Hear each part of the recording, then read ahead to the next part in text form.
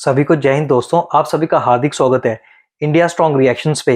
आशा करता हूं कि आप सभी लोग बहुत अच्छे होंगे। तो आज हम आपके लिए लेटेस्ट और एक मजेदार वीडियो लेकर आए जिसमें आप देखेंगे कि भारत से जंग के मैदान से लेकर खेल के मैदान में हारने के बाद पाकिस्तानी पूरी तरह से बौखलाए हुए हैं। तो इसी मुद्दे पे आप देखेंगे पाकिस्तानी एनालिस्ट कमर चीमा को, जिनकी स्पेशल गेस्ट होंगी मशहूर पत्रकार आरजू काजमी, और ये दोनों मिलकर बात करेंगे हमारे प्यारे और शक्तिशाली देश भारत के बारे में। तो ये वीडियो काफी इंटरेस्टिंग होगी, आपको बहुत कुछ जानने को मिलेगा और मजा आएगा। तो इसे अंत तक देखें और चैनल पे नए हैं तो चैनल को सब्सक्राइब कर दे। तो चलिए पहले इस वीडियो को देखते हैं और अंत में इसके बारे में बात करेंगे। जय हिंद, जय भारत। गलत हो रहा है उसके ऊपर कोई काम करने को तैयार नहीं है, और आप जैसे लोग बैठ के और सपोर्ट करते हैं। सर कोई शर्म कर लिया करने कभी। देखिए आप जो है ना, आपको तो जारी बात है कभी कोई अच्छी चीज पाकिस्तान में नजर नहीं आई। नहीं सर, देखिए ना, टूरिज्म में कहती हूँ, टूरिज्म अगर आप कहें टूरिज्म हो जाए पाकिस्तान में, सर कौन आएगा? सर मेरे अपने भाई दोनों बाहर रहते हैं, वो अपने बच्चों को लेकर आने को तैयार नहीं कि भाई यहाँ पर तो हर कोई ना कोई मुसीबत पड़ी रहती है। ना आप सारा दिन वीडियो ऐसी बनाएंगी तो भाई खौफ से वैसे ही डर जाएगा कि ये मेरी बहन कौन से मुल्क में बैठी हुई है। तो मतलब आपका कसूर है, आप जो है ना बेसिकली सबब है। लेकिन अच्छा। आपने बलूचिस्तान के लोगों से डायलॉग करें। मैडम एक चीज याद रखें, दहशतगर्दों से डायलॉग नहीं होता।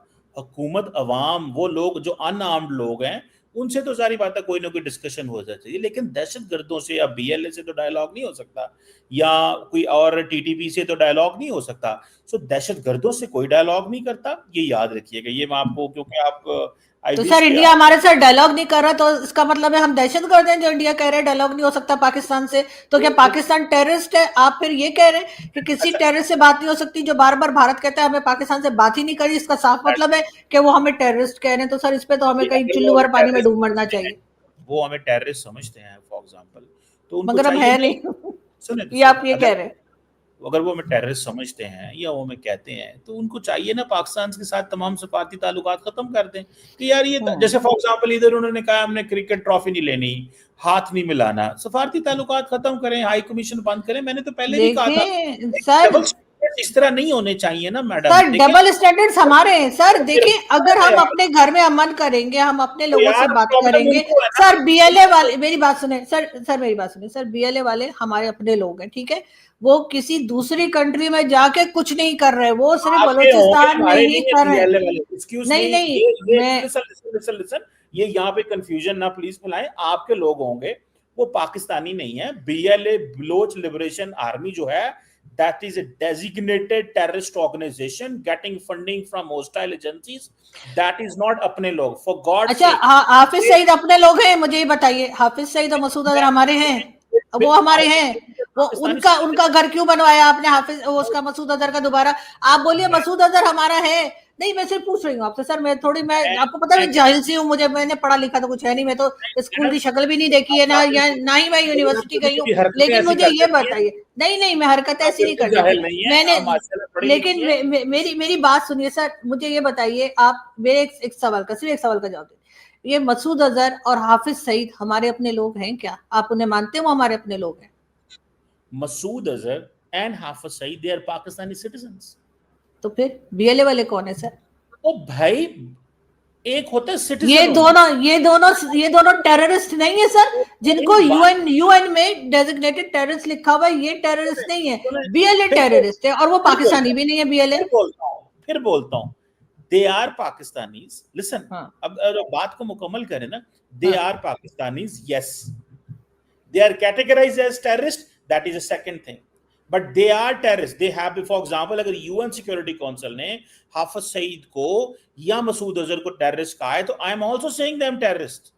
अगर उनको उन्होंने कहा, because that is a compliance जो गवर्नमेंट ऑफ पाकिस्तान के ऊपर है। Government of Pakistan is bound to follow the compliance of the UN security council. Listen, मैं उनको टेररिस्ट कह रहा हूं बिकॉज द यूएनएससी की जो कंप्लायंस है वो हमारे ऊपर as a sovereign member of the UN, वो हमारी जॉब है करनी।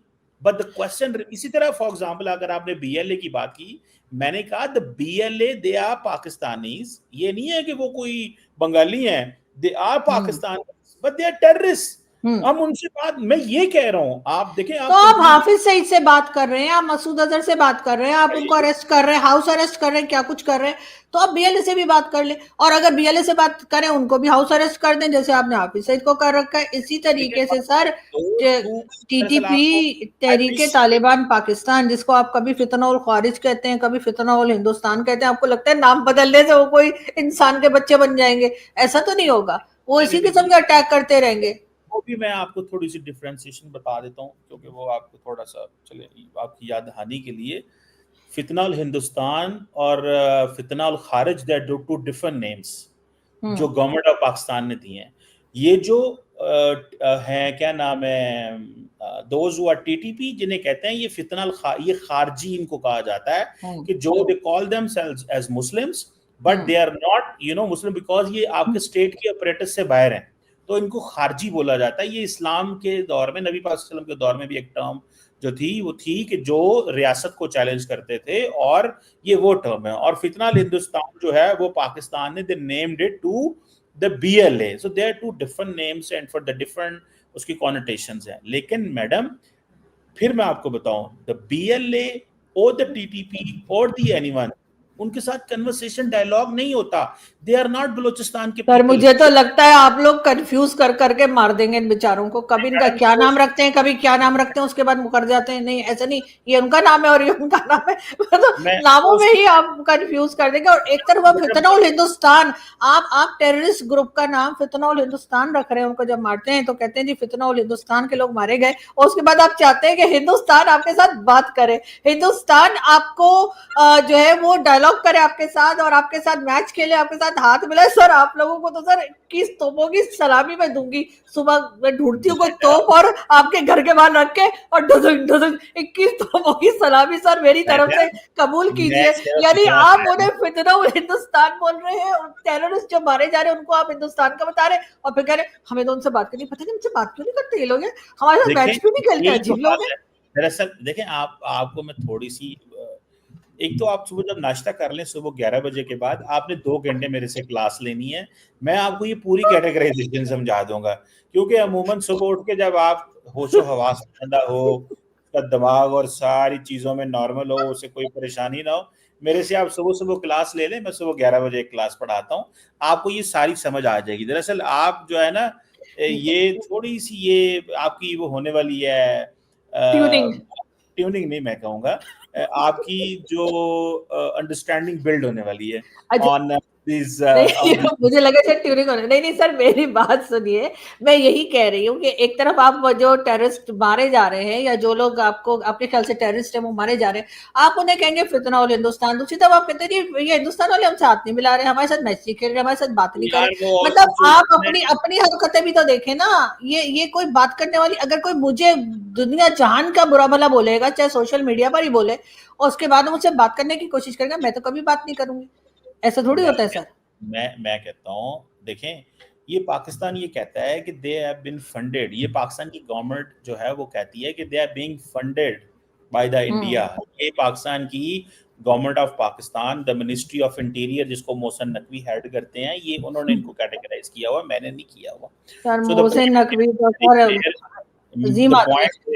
The point here is very clear, ठीक है, कि ये दहशतगर्दों से बातचीत नहीं होती मैडम। आप उन्हें डोंट कॉल देम एज कि जी ये बलोचिस्तान के लोग, बलोचिस्तान के सर कच्चे के डाकू भी तो आप ही ने पाल रखे हैं, कच्चे के डाकुओं का क्या करना है? उन्होंने तो सर यूट्यूब चैनल भी बनाया था कच्चे के डाकुओं ने, आपको पता है? आपको मालूम है कच्चे के डाकुओं ने यूट्यूब चैनल पाकिस्तान में बना लिया, और उन्हें हाँ कच्चे के डाकुओं ने बकायदा होगा मेरे शो पे आओ, आपने तो उससे भी राब्ता कर लिया होगा, लेकिन वो आया होगा, कहता है सॉरी बाजी मैं ये काम नहीं कर सकता। सॉरी बाजी मैं नहीं आ सकता।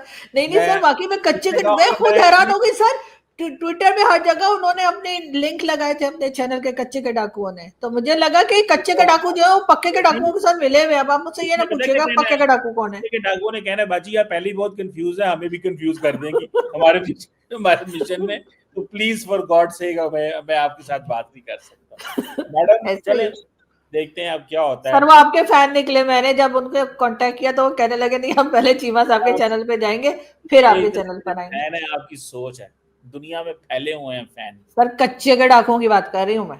मैं कहता हूँ प्राउड ऑफ देम, फैन जो है जो भी हो प्राउड होना चाहिए ना उसका। बिल्कुल ठीक है। तो बेचारों को उन्होंने खत्म कर दिया, मेरा ख्याल है। तो बेचारों को सर, वो बेचारे कब हो गए कच्चे के डाकू? आपके मैडम 10-15 व्यूअर्स कम हो गए उसकी वजह से, कच्चे के डाकू कम खत्म होने की। तो थैंक यू वेरी मच आरजू साहब, बहुत शुक्रिया।